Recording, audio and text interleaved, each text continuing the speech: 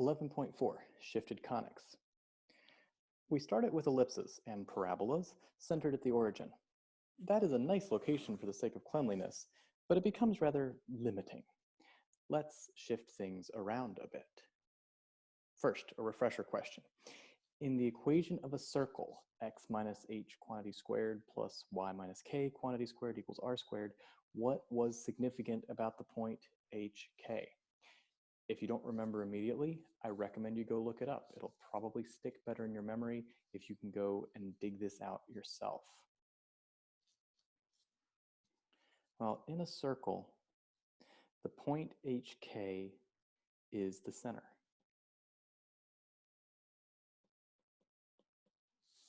So if we had a circle x minus 3 squared plus y, let's say plus 4 squared equals 25, this would have been a circle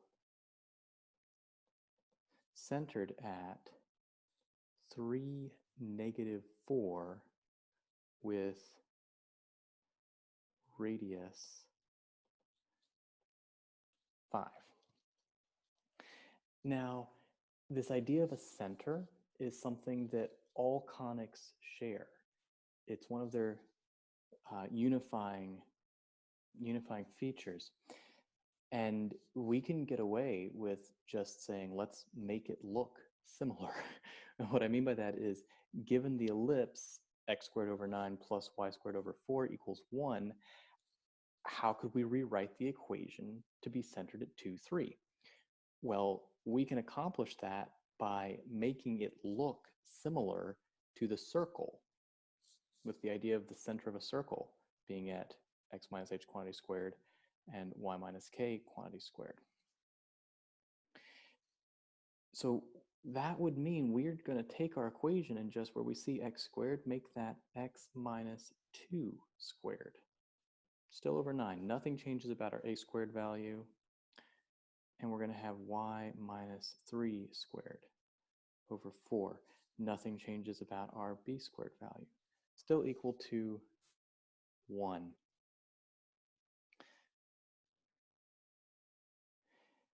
And let's unpack a bit about what the shift of the center of this ellipse does to our foci, our vertices, length of the major and minor axes.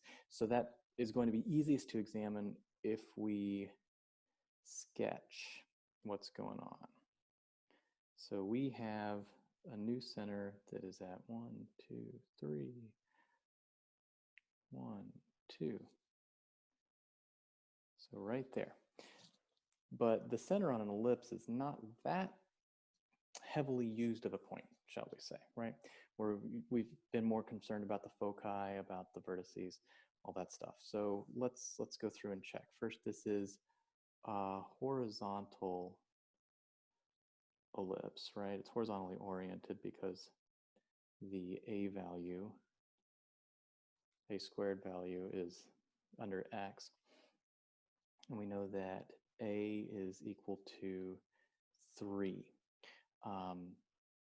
We also know that b is equal to 2, based on that right there.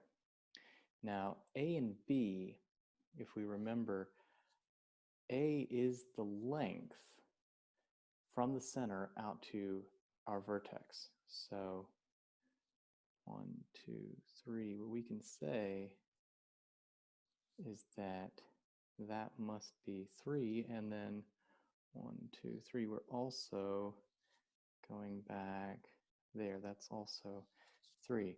Now, similarly, b is 2, b goes in the other direction, so 1, 2, there's b, so we've got a point down there, and then we go up. 1, 2. Okay, so even without getting my foci on the board, I can draw a reasonable picture of this ellipse, although you know me and I'm picky. Okay, let's say that's a little bit better. Now, we do want to get our foci. We do want to get our foci. And what we know is that the foci are C units from the center. So we need to figure out what our C value is. And we're also going to need to get ordered pair points for our vertices. So let's see, we know that a squared is equal to b squared plus c squared for an ellipse. So we're going to say 9 equals 4 plus c squared. Gives me 5 equals c squared. So we'll have root 5 equals c. So slightly bigger than 2. So we'll say that there's a focus, and let's see, oh, that's not far enough out. 1, 2, there's a focus. And 1, 2, there's a focus. Good.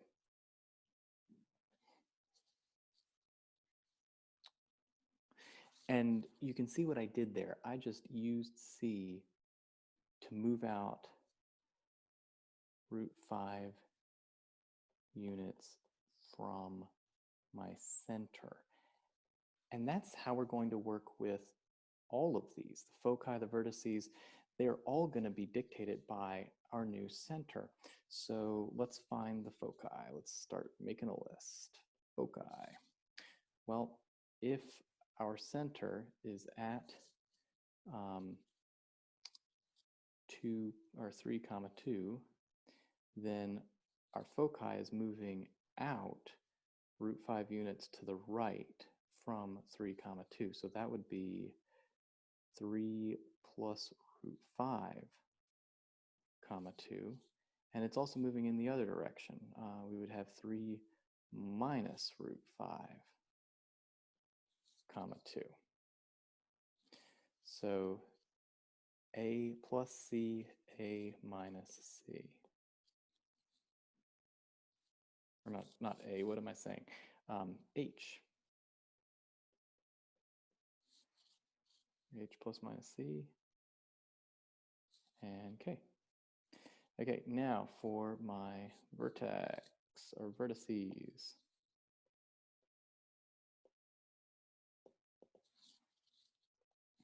My vertices, I'm just moving out a little bit farther. I'm starting at the center and I'm moving out a full 3 units.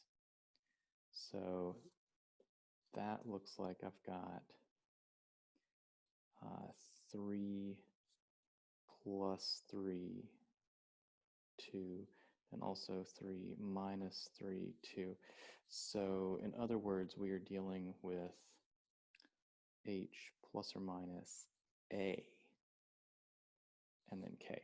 Now let's go ahead and clean those up. We can calculate those very easily. Let's call that 6 and 0. The last order of business, we want the length of the major and the minor axes. Just go ahead and start doubling stuff. So major axis, it's going to be 2A, which is better known as 6. And for my minor axis, it's going to be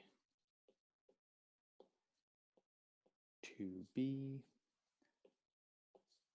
better known as 4.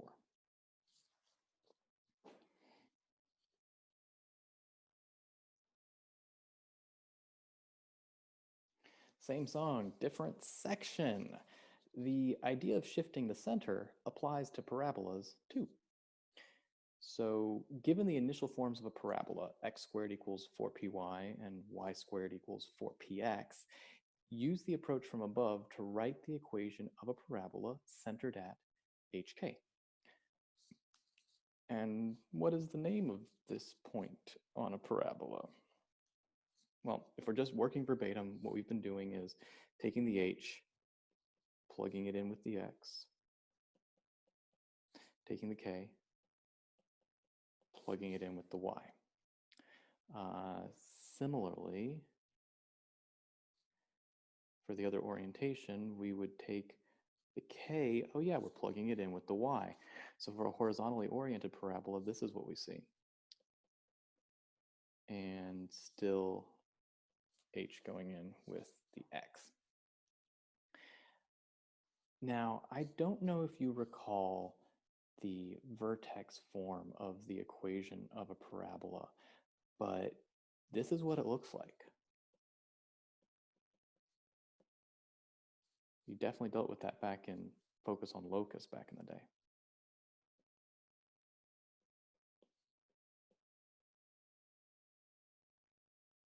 And that is what the point HK is. The vertex of a parabola plays like the center of the shape.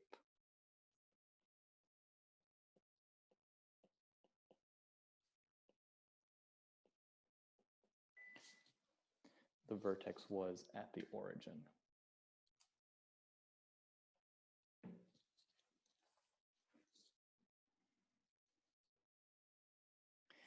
In a similar fashion, if we can rewrite the equation of a parabola to have this form, then we can readily determine the focus, vertex, and directrix. The vertex will fall right out.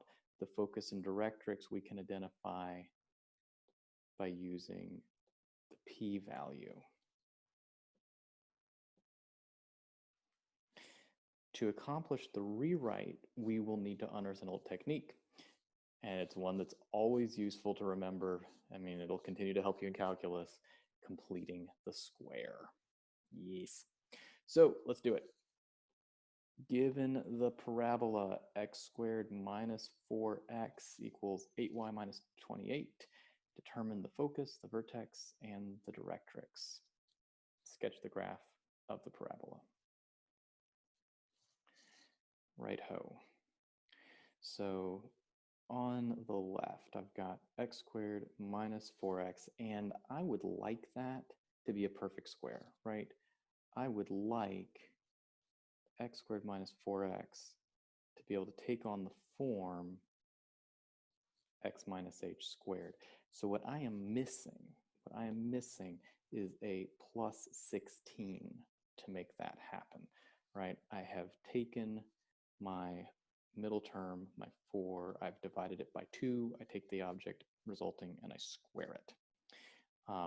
So actually I lied. That's not plus 16. Silly Mr. Vish. That should be plus 4. There we go. And always, what thou dost to one side, thou must do to the other. So if we've added 4 on the left, we also have to add 4 on the right. Now, let's break it down. Here, I can write this as x minus 2 quantity squared. Hey, that's convenient. And over here, if I combine my terms, I'll have 8y minus 24. And let's see what we can do with that. Well, I can factor an 8 out of everything. That's nice. So x minus 2 squared equals 8 times y minus 3. And if I really wanted to be matchy-matchy, I would be trying to find a 4p. Well, I think I can rewrite that as a multiple of 4. And even if it wasn't clean, I could still rewrite it as a multiple of 4. Just know that this coefficient, this is, whatever this number is, it is 4p. So we just go from there. That means that p is equal to 2. Yeah. Okay, I think we're basically there. Let's break it apart and get our vertex, get our focus, get our directrix. Well, my vertex comes directly. We take a look at the 2, we take a look at the 3. My vertex is at 2, 3. The focus is a little bit different. but not hard. We know that the focus is p units away from the vertex. So the question then is simply, which direction did my parabola open? Well, if the x squared was the squared term, we know that this opens up. Okay, so that means that if I'm thinking about this thing, it's centered at 2, 1, 2, 3. So it's like right there's the vertex, and it's doing that number. My focus needs to be somewhere up here. So we need to add the p-value to the y coordinates. So in this case, the focus is going to be 2, 3 plus 2. And to make sure we're notating this the same, it is h k plus p. If it was horizontal, of course, you'd have to approach this differently. So let's go ahead and simplify.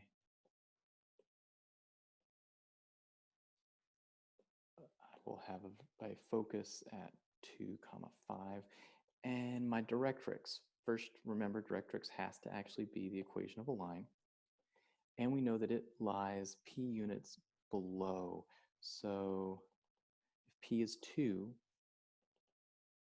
then I'm going to take the y coordinate of my vertex. I'm going to subtract 2 from it. So y equals 3 minus 2. And that's going to give me the line of my directrix. So we'll say, yeah, we're going to do k minus p right here. And 3 minus 2 gives me 1.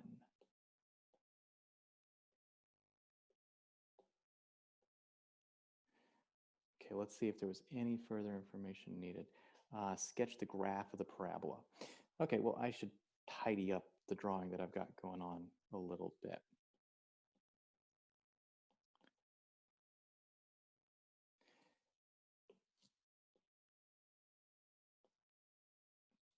Centered at 1, 2, 1, 2, 3, 1, 2. Got up. So 1, 2, 1, 2, 3. There's my vertex. Focus goes to 2, 5, so 4, 5. There's my focus. Directrix drops in at y equals 1. So there's that. And then let's go back up. I suspect, let's see, if we plug in 0 for x, yeah, that's good enough. This is a completely acceptable sketch of the graph. We'll call it good.